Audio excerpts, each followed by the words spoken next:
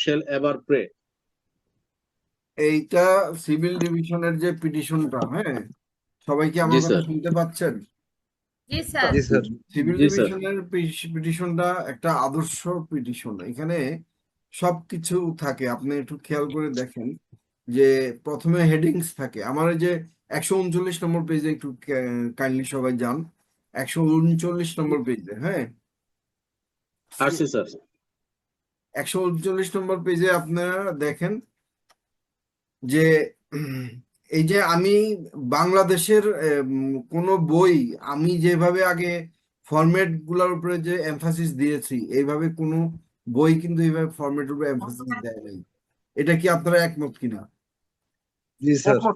জি sir. Even still now কোনো বইয়ে আপনার এই ফরম্যাটের উপরে এত এমফাসিস দেয় না, যে ফরম্যাট যেও একটা বোঝার বিষয়, এই জিনিসটা কিন্তু কেউ বুঝতে চায় না। যাই হোক, আমরা একটু আলোচনা করি যে সবাই কি 139 নম্বর পেজে গিয়েছেন সবাই?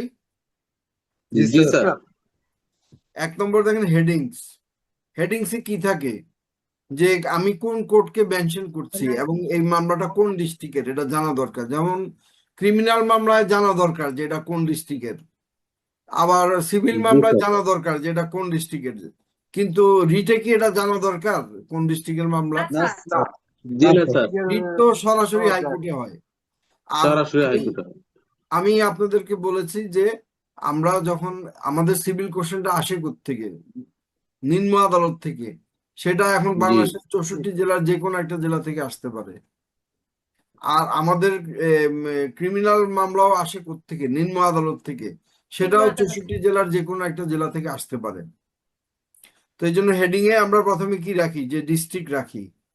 তারপরে এটা তো কমন যে আমরা সুপ্রিম কোর্টে অ্যাপ্লিকেশনটা করছি, সেই জন্য আমরা এখানে লিখবো যে in the supreme court of Bangladesh high court division. আর এটা কি করছি, আমরা সিভিল করছি, সিভিল ডিভিশনাল জুরিসডিকশন। আপিলের সময় কি লিখেছিলাম মনে আছে? Civil appellate jurisdiction. Civil appellate jurisdiction. হ্যাঁ, এইভাবে আপনারা পড়ালেখা করেন, হবে মানে ইনশাল্লাহ হবেই হবে। এবার তো আপনাদেরকে অনেক সময় নিয়ে পড়াচ্ছি, কেউ খারাপ রেজাল্ট করবেন না দয়া করে। হ্যাঁ, ইনশাআল্লাহ। তারপরে ইনশাআল্লাহ। তারপরে যে সিভিল ডিভিশন রং দিলাম, এ তো হেডিং শেষ না? হেডিং শেষ না? জি জি স্যার। স্যার। জি স্যার।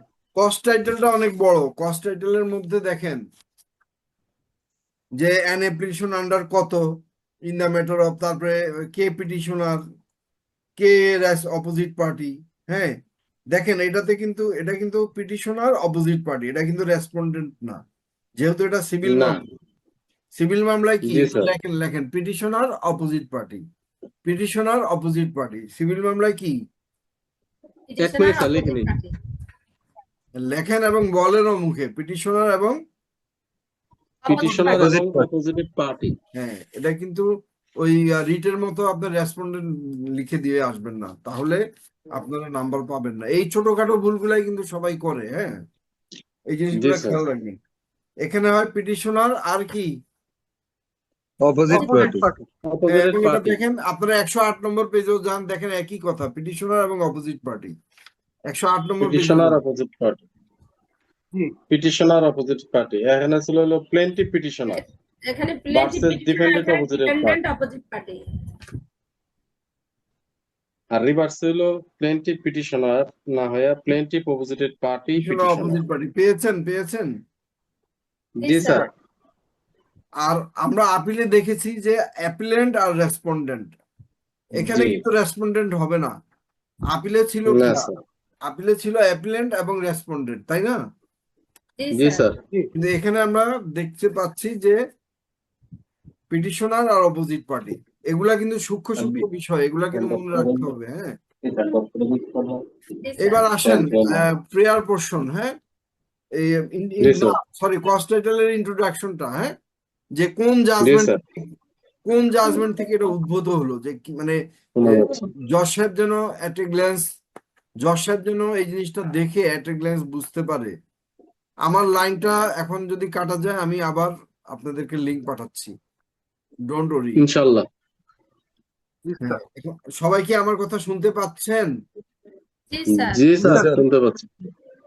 হ্যাঁ, অ্যাডভোকেট ফারহানা পরে জয়েন করেছেন, শুনতে পাচ্ছেন? জি, আসসালামু আলাইকুম। জি, শুনতে আমাকে পাচ্ছি। শুনতে পাচ্ছেন? আচ্ছা, আলহামদুলিল্লাহ। আর এখানে দাদা মিটিং এ আছেন, দাদা মানে আমার কথা শুনছেন, কিন্তু উনি কথা বলতে পারছেন না। হাওয়েভার, আমরা যে জিনিসটা এখন আলোচনা করছি সেটা হচ্ছে যে এই যে পেজ নম্বর 140-এ যান। খুবই গুরুত্বপূর্ণ আলোচনা আজকেরটা। হ্যাঁ, জি ইন্ট্রোডাকশন। স্যার, অনেক ভালো আলোচনা হয়েছে আজকে।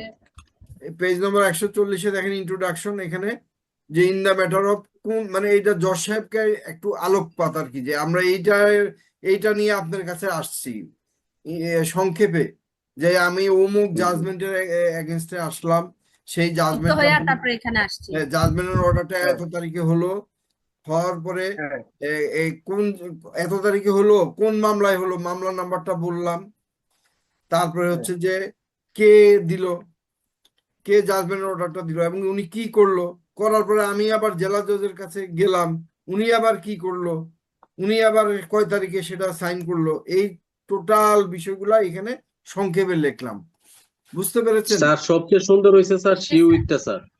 হ্যাঁ হ্যাঁ, না না, শুনেন, আমি বললাম না সিভিলের এখনো পড়াই নাই আপনাদেরকে। সিভিল, না না স্যার, আপনি যে সিউইটটা লিখছেন এই হ্যাঁ সিউইটটা হ্যাঁ, স্যার সুন্দর হয়েছে। কেন স্যার একটু বলি 1 মিনিট স্যার, আমার বোঝা যদি ভুল না থাকে। যে বলেন। আমি কিছুই বুঝি না, আমি প্রথম দেখতেছি যে একটা টাইটেল মামলা ফাইল করা লাগে, তার মামলা ফাইল করলাম, তারপরে কি করা লাগে, বিবাদী পক্ষ একটা লিখিত জবাব দেয়। তাহলে আমি যদি প্রশ্ন ভুলে যাই, তারপরে করণীয় কি, লিখিত জবাব, তার রিটেন স্টেটমেন্ট দিচ্ছেন।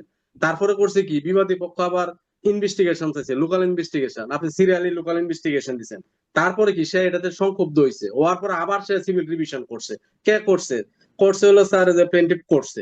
এই যে ধারাবাহিকতাটা, এটা আমি পড়তে গিয়ে দেখলাম, এটা আমার কাছে খুবই মানে সহজবোধ্য মনে হয়েছে, যে পরীক্ষার হলে লাইন ভুলে গেলেও আমি লিখতে পারবো আর কি, এটা আশা করা যায়।